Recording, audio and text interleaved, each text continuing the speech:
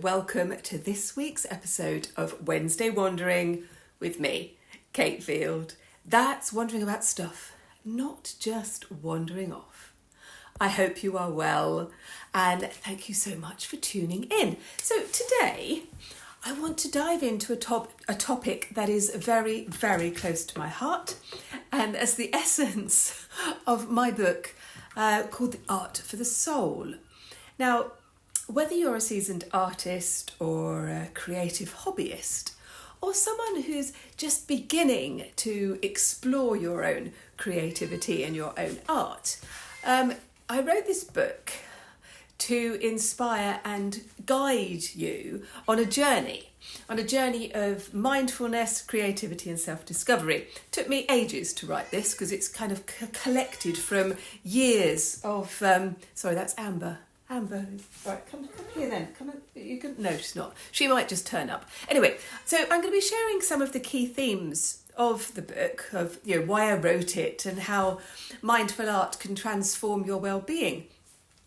So you might want to just sort of grab a nice cup of tea, settle in, grab your cat, and let's get started. So, why did I write the book? It's a collection of my thoughts and experiences over 30 years.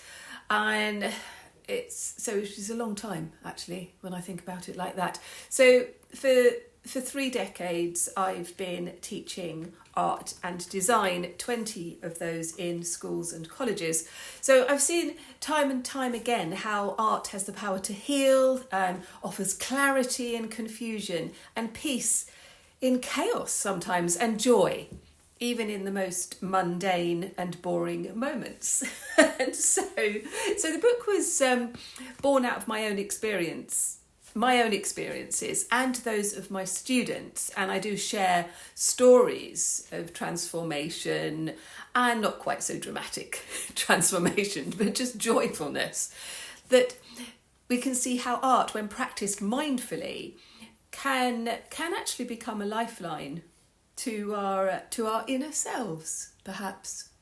So the core themes, well, there's a few really. There's what I call my 3 main pillars, which I'm going to talk about tonight. And the first is mindful creativity. So this is about slowing down, being in the present right now with your art. So whether that's doodling or playing with colour or creating nature-inspired pieces, the actual act of creating becomes almost like a form of meditation. And the next bit is that kind of soul nourishing bit, because, and I talk about this a lot, art isn't just about the outcome, it's about the process. It's about finding joy in actually doing it. Getting your hands mucky, for example. We can express our emotions, we can embrace the imperfections. And then the third pillar is about building a practice. So your art will flourish when it becomes a habit. And in the book, I guide readers on how to carve out time and space for creativity, even in the busiest of lives. And that can be a real challenge. So I've got lots of examples of things, both in the book and in the course, which is now on YouTube. And one of the things I love most about mindful art is how accessible it is, because you don't need fancy materials or a big studio. So here are 2 things. Let's do this. So from the book, mindful doodling. So this is the first bit. Take a blank page, a pen, and just let your hand move across the page. You are focusing on the sensations of the pen on the paper. There's no judgment, because every mark that you make is the right mark. Excuse me. Getting your head around that can be a little bit tricky, but it's so worth it. And the next bit is colour play. So just pick one colour that resonates with you, and then just paint or draw freely with that colour. Again, doodling, shapes, lines, cross-hatching, squiggles. look at the colour, watch the colour and see how it interacts with the page. Anyway, like I said, the whole course is available on YouTube. Well, it will be by Sunday. So if you're watching this on Wednesday, by Sunday, all 7 pieces will be there. So ultimately, Art for the Soul, it's not about teaching you to be an artist in the traditional sense. It's about helping you to reconnect with yourself, to embrace your creativity, and to find moments of peace amid the bonkersness of life. And sorry, Amber is doing something very strange over there. She may appear. Monty is asleep. He spends a lot of time asleep. If you don't know my cats, they are Monty and Amber, and they are 16 and a half years old. Anyway, there's no right or wrong way to engage with your art. It's your journey, your adventure, and that means that you do it at your pace. So I thought I would sort of tell you a little story about one of my students. So there are anecdotes and stories within the book. So let's talk about Margaret. She came to one of my Devon workshops and she was feeling a little bit overwhelmed by life, to say the least. And she struggled to let go of her perfectionism. She really worried about getting everything just right. I wonder whether you can relate to that. She's always loved art. But she was getting very frustrated because she was finding it more and more difficult to enjoy as life was getting in the way. Her responsibilities had changed and she was feeling guilty about giving herself time. So, yeah, I think that will resonate with a lot of you.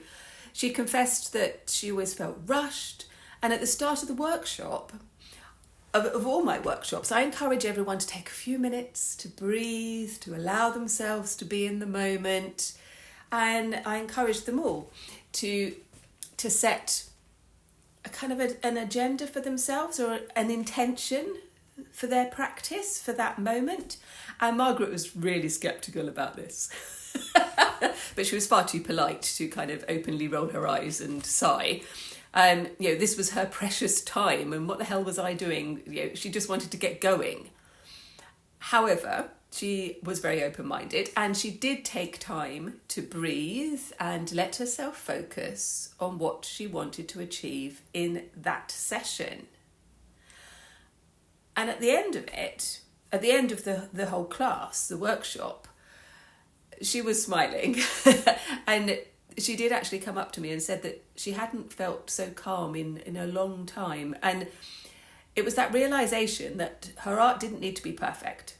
It just needed to be hers, which is my message to you and to all of my students. We need to allow ourselves time to create. And this can seem selfish. And there are always a ton of other things that we should be doing. We know this.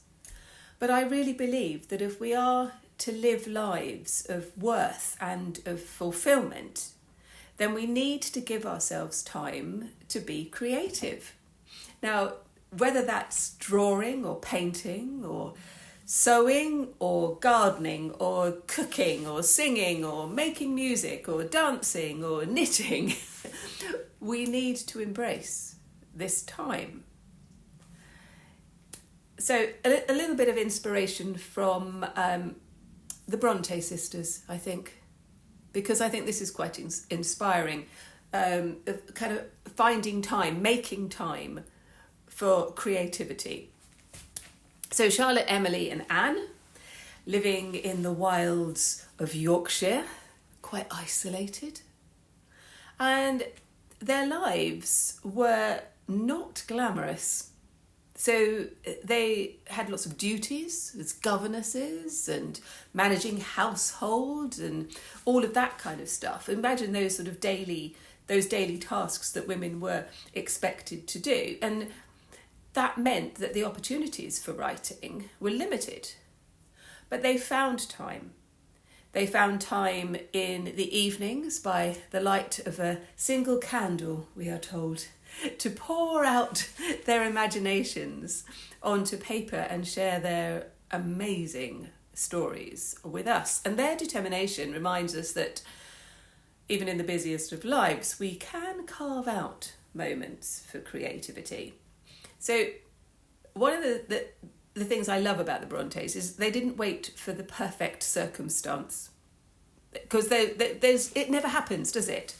They wrote in the margins of their lives, and in doing so they created works that have stood the test of time, and they're just glorious, aren't they? So I think I might do a Wednesday Wandering podcast on the Brontë sisters. If you'd like me to do that, let me know.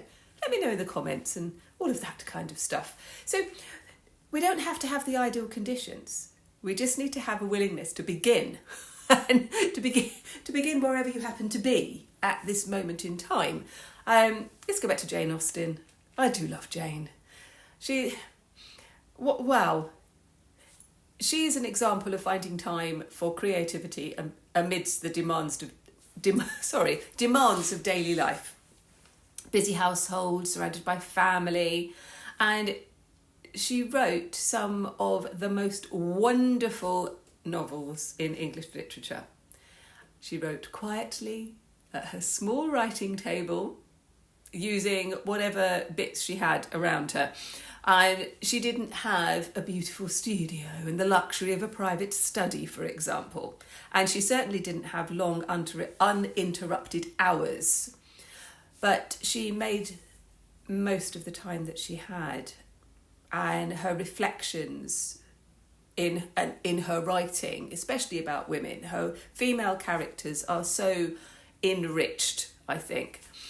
And again, so writing in a bustling environment, testament to the power of her persistence and passion.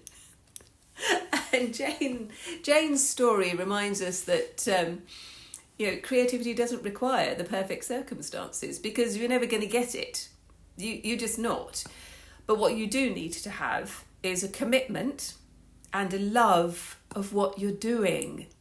So, like Jane, we can seize those small, quiet moments in our own lives and use them to create something meaningful. And that's meaningful to us. We don't need to share it with anybody else unless we want to.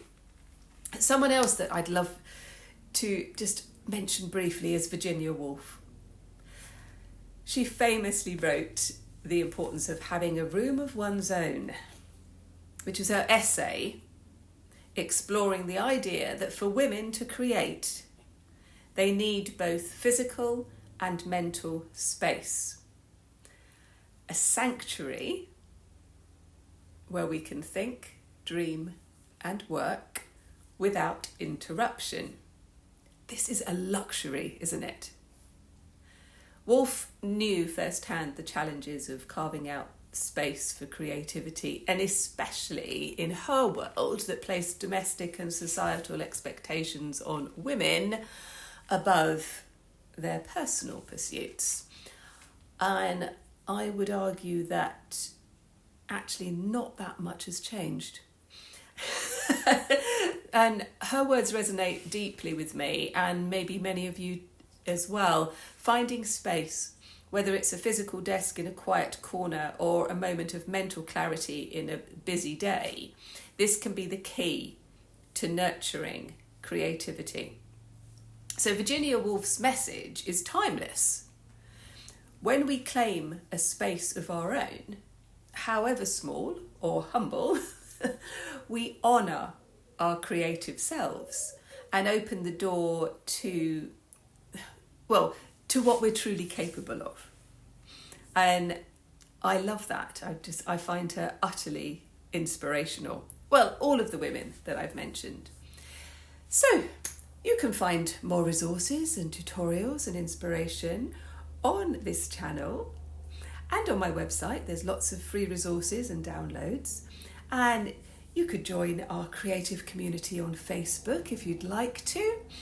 This is a place to share your work, to comment and support other people. Lots of encouraging. It's a very, very friendly place. We celebrate our creative journeys together, which is just lovely.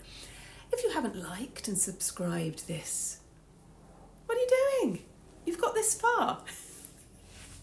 Thank you so much for joining me today to explore the essence of art for the soul.